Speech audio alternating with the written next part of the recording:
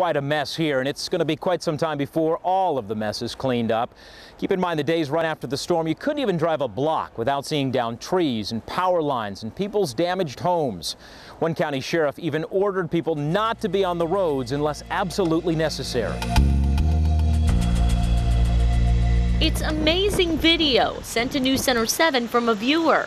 A family reunion at Fort St. Clair Park in Eaton, disrupted by a falling tree. This video shows just how powerful Sunday's windstorm really was. But we wanted to see the damage at Fort St. Clair for ourselves. The park is closed until further notice, and it's easy to see why. Trees have fallen everywhere.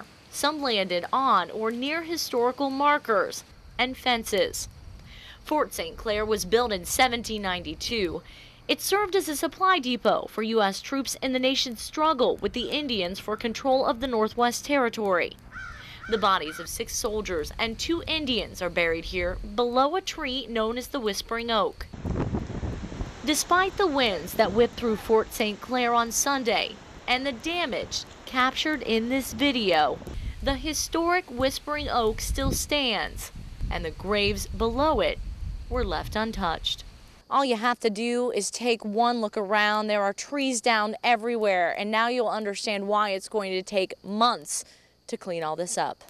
In Preble County, Gabrielle Enright, News Center 7. It's 48 hours into the recovery effort from Sunday's storm, and DP&L says crews are beginning to get a handle on the damage. Realistically, we've probably got half the customers affected back on by now.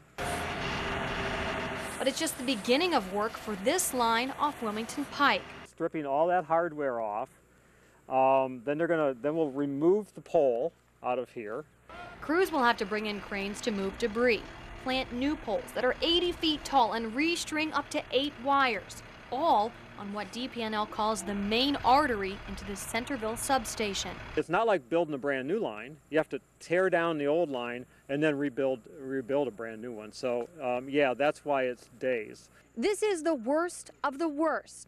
I'm between 2 of 13 power poles that stretch for 1.5 miles that were slapped down by the wind at a moment's notice and will take weeks to repair. Walnuts were like missiles. Tom Terry lives on the fortunate side of this situation. His house escaped injury, unlike the farm next door. Explosion. I mean, it just, and with the wind, you had such a roar going on anyway, and it's just like, it was just so overwhelming when everything was just coming down. But even though DP&L estimates to have nearly 700 workers on power recovery by tomorrow, Tom won't get power on for several weeks. But incredibly, Tom says he still feels blessed that no one was hurt in this amazing display of Mother Nature's power. We just do what you can, just start calling insurance. Catherine Burcham, News Center 7.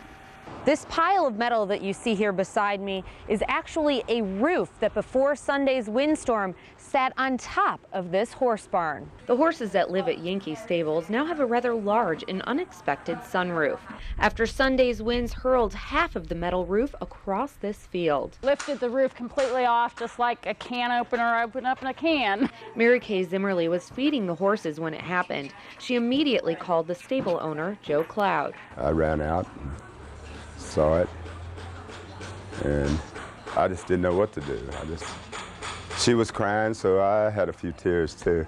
The 17 horses have stayed fairly calm, but the gaping hole in the roof has affected Cloud's business. It's not very good because I give a lot of riding lessons to kids and adults, and it's gonna, well, I can't do it until I get a roof. We're a little concerned about, you know, some debris falling down or horses getting scared. They're waiting on the insurance company to assess the damage. It's a process Cloud knows all too well. They had to put a new roof on because a wind got and took the rafters and bend them, and then we had to do the same thing about 10 years ago. Now it's time for another new roof. It's not a welcome situation, but Zimmerly knows it could have been much worse. Pretty scary incident. Luckily, no one was hurt, no horses were hurt. We just have a barn without half a roof. Those who ride at this barn are preparing for a horse show next Friday. So despite all this damage, they hope to get the riders back on the horses before then. Reporting for News Center 7, I'm meteorologist Kimberly Thompson. It seems like when we get bad weather, Greenville and Darke County takes the brunt. Ike was no exception. A tree landed on this house on Central Avenue in Greenville. Not much damage to the house, just a little inconvenience. The Richardsons described their car as looking like a taco. We're just glad it didn't hit the house and nobody was in the cars at the time. The Richardsons had a second car also damaged by a tree. Across the street from the smashed car, you see a church steeple. Well, that's the EUM church. Take a look at the scuff marks on the exterior wall of the church and a bent handrail. On I-75 at U.S. Route 33 near Wapakoneta in Auglaize County, the winds blew over two semi-rigs, one southbound, the other northbound, across from each other seconds apart.